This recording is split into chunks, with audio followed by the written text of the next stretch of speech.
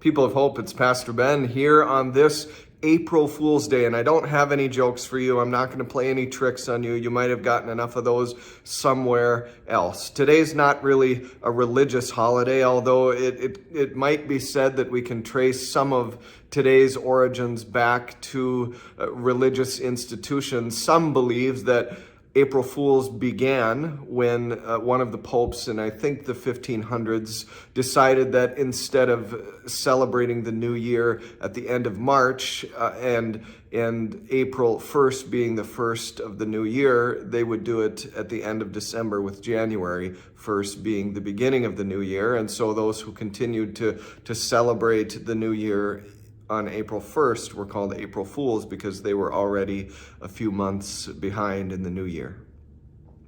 But it's not religious otherwise.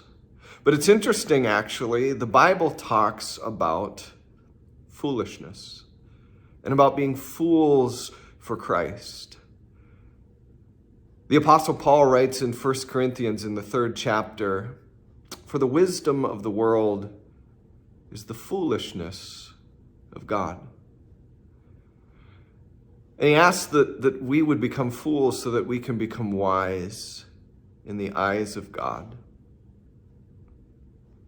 And I think what he means by that is this: the things that the world considers wise, things like storing up, gathering up, getting all that we can, things like power and money and fame, things like selfishness and greed, those things that seem wise to the world, they aren't wise to God.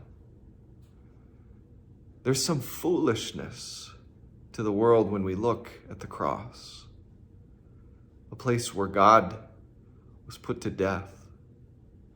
But God uses that foolishness to be wise, to do the wisest thing that God could ever do, to offer us new life, salvation, hope. Eternally, there's nothing foolish about that.